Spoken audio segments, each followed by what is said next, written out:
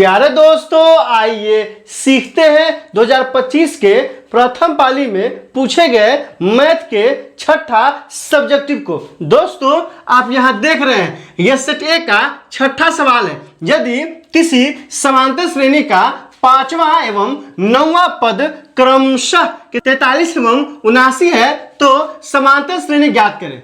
दोस्तों, डिस्क्रिप्शन में क्या किया है, 3 प्लेलिस्ट लगा दिया है। पहला प्लेलिस्ट है 2025 के प्रथम पाली में पूछे गए मैथ के सवालों का। दूसरा प्लेलिस्ट है बिहार बोर्ड 2 जारी मैथ के मॉडल सेट का। और तीसरा प्लेलिस्ट है, चूंकि ये कहाँ का सवाल है तो ये समांतर श्रेणी एपी का सवाल है तो एपी का लगा दिए है। आप वहां जाइए, उन वीडियो को इत्मीनान से देखिए ताकि समझ बनेगा कि एग्जाम में किस तरह सवाल पूछा जाता है और आपको कैसे बनाना है। आइए इस सवाल को हल करते हैं। तो सबसे पहले क्या दिया है दोस्तों, आप ध्यान दीजिए। हमें यहां दिया है पांचवा, कौन पद, पांचवा और नौवां पद। कितना कितना दिया है तो 43 और कितना है 79 है। तो यहां लिखेंगे, क्या लिखेंगे दोस्तों, T5 इक्वल टू कितना हो जाएगा दोस्तों, तो हो जाएगा 43 और क्या दिया है T नौवां पद दिया है तो T9 कितना हो जाएगा 79। तो क्या कहता है, समांतर श्रेणी ज्ञात करिए। तो दोस्तों, समांतर श्रेणी निकालने के लिए कभी भी समांतर श्रेणी निकालना हो तो 2 चीज आपको पता होनी चाहिए। प्रथम पद ए का मान और दूसरा सार्वंतर डी का मान। तो हमको क्या करना होगा, हर हाल में ए का मान निकालना होगा और क्या निकालना होगा, डी का मान निकालना होगा। जैसे ये दोनों निकाल लेंगे तो क्या निकल जाएगा, तो एपी हम आसानी से निकाल लेंगे। तो आइए सबसे पहले क्या करते हैं, फॉर्मूला लगाते हैं। कौन सा, टीएन बराबर क्या होता है, A plus N minus 1 into D. यहां कितना दिया दोस्तों, T5, एन का मान 5 लेना है। तो जैसे ही T5 लेंगे तो क्या हो जाएगा, ए प्लस 5 माइनस 1 इंटू क्या हो जाएगा, डी हो जाएगा। T5 का मान दिया हुआ है, कितना दिया है, 43 दिया है। तो यहां से हो जाएगा 43 बराबर ए प्लस 5 में से 1 घटेगा तो कितना आएगा, 4 आएगा। 4 गुना डी क्या हो जाएगा दोस्तों, 4D हो जाएगा। ये क्या हो गया दोस्तों, इसी को हम लिख सकते हैं, क्या लिख सकते हैं, ए प्लस 4D बराबर क्या हो जाएगा दोस्तों, 43। ये क्या मिल गया दोस्तों, ये मिल गया समीकरण 1। समीकरण 1 क्या मिला है, तो ए प्लस कितना हो गया दोस्तों, तो समीकरण 1 में मिला है ए प्लस 4D बराबर 43। ये क्या हो गया दोस्तों, समीकरण 1 हो गया। अब क्या करेंगे, तो n का मान 9 लेंगे तो क्या हो जाएगा दोस्तों, T9 बराबर, तो क्या होगा, a प्लस 9 माइनस 1 इंटू क्या हो जाएगा, d हो जाएगा। आपको ध्यान देना है, यहां n का मान कितना रखे हैं, 5। तो जहां जहां n था वहां वहां 5 डाल दिए। अब n का मान क्या रखेंगे, 9। तो जहां जहां क्या था, इसी फॉर्मूला में, किस फॉर्मूला में, Tn बराबर क्या है, a plus n minus 1 into D है। तो यहाँ n है तो n का मान 9 रखे हैं। तो 9 रखे तो क्या हो गया है, T9 बराबर a plus 9 minus 1 into D. जहां जहां n था वहां क्या डाल दिए हैं, 9 डाल दिए हैं। तो T9 का मान पता है, T9 का मान कितना है, तो 79 है, 79 है। तो यहां से हो जाएगा 79 बराबर क्या हो जाएगा, ए प्लस 9 में 1 गया तो कितना हो जाएगा, 8। तो 8D यही ना हो जाएगा दोस्तों। तो यहां से क्या हो जाएगा, तो यहां से हो जाएगा ए प्लस 8D बराबर क्या हो जाएगा, 79। ये क्या हो गया, ये समीकरण हो जाएगा 2। दूसरा समीकरण क्या मिला है, आप ध्यान से देखिए। दूसरा समीकरण मिला है a प्लस 8D बराबर 79। ये क्या हो गया, समीकरण 2 हो गया। अब देखिए, अब क्या करना है, a का मान निकालना है और d का मान निकालना है। पहला समीकरण क्या दिया है, a प्लस 4D बराबर 43। दूसरा समीकरण क्या दिया है, a प्लस 8D बराबर 79 दिया है।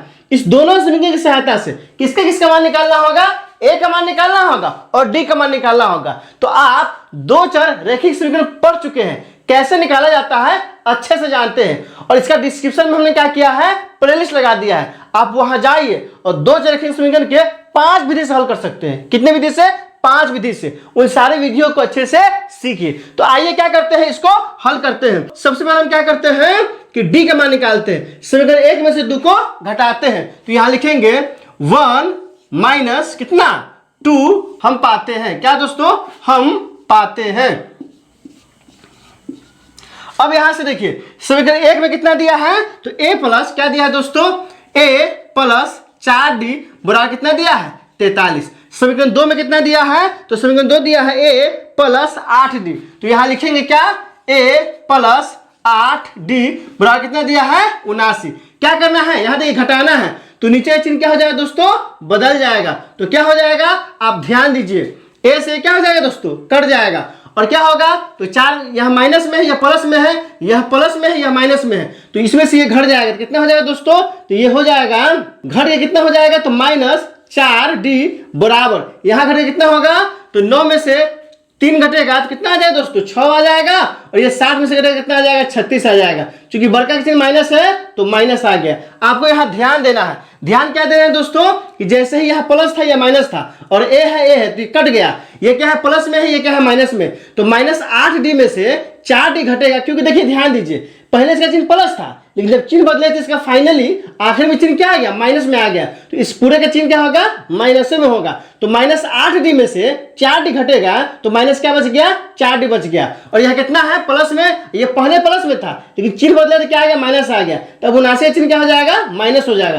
तो -79 में से 43 घटाइएगा, कितना आ गया, -36 आ गया। अब यहाँ से क्या हो जाएगा, तो यहाँ से D का मान निकालेंगे, तो D बराबर क्या हो जाएगा दोस्तों, -36 बटा में -4, माइनस माइनस क्या हो जाएगा प्लस, और 4 नंबर क्या हो जाएगा दोस्तों 36। तो D का मान कितना आ गया है, तो D का मान आ गया है 9।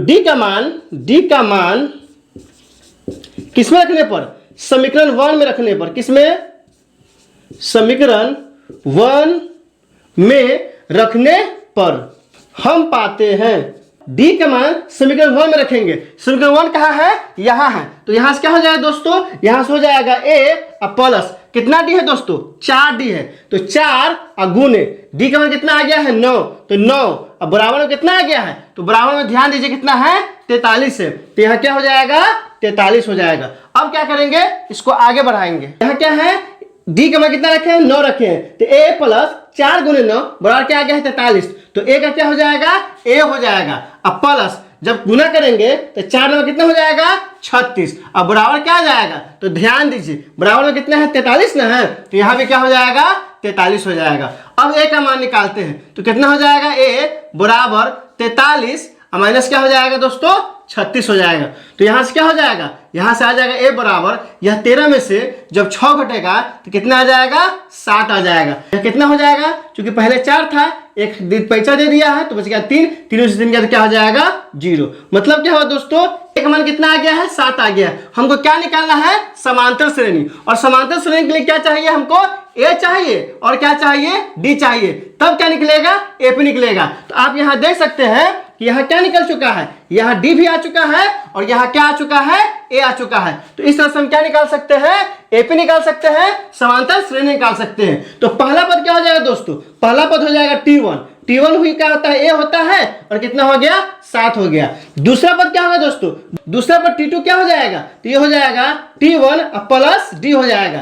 तो T1 का मान कितना है 7 है, और D का मान कितना है दोस्तों, तो D का मान कितना है 9 है, तो यहाँ क्या हो जाएगा 9 हो जाएगा। तो कितना हो गया दोस्तों, तो यहाँ से हो जाएगा 9 7 16 हो जाएगा। T3 निकालिएगा, तो T3 क्या आ जाएगा दोस्तों, T2 अब प्लस क्या आ जाएगा D आ जाएगा, तो 16 अब प्लस 9 क्या आ गया 25 आ गया। आप इसको लिख सकते हैं। अतः AP क्या आ गया दोस्तों, AP आ गया 7 आया है, दूसरा पद 16 आ गया है, फिर कितना आ गया है 25 आ गया। इस तरह से क्या हो जाएगा, ये बढ़ते रहेगा। तो दोस्तों आपने देख लिया कि किस तरह से हमने सिर्फ 5वां और 9वां पद दिया है, उस आधार पे A का मान निकाल लिए और D का मान निकाल लिए, उसके बाद क्या किए हैं AP निकाले हैं। दोस्तों ये बहुत ही इंपॉर्टेंट सवाल है, इसलिए आप इसे क्या कीजिए, इसे बार बार देखिए और अच्छे से कॉपी में नोट कर लीजिए, ताकि एग्जाम में खूब अच्छे से बना सके। दोस्तों इसमें कहीं कोई दिक्कत है आप कमेंट करके हमें बता सकते हैं। क्या आपने सीख लिया, कमेंट करके बताइए, इंतजार रहेगा। वीडियो अच्छी लगे तो लाइक कीजिए, मेरे चैनल को सब्सक्राइब कीजिए, ज्यादा से ज्यादा शेयर कीजिए। बहुत बहुत शुक्रिया।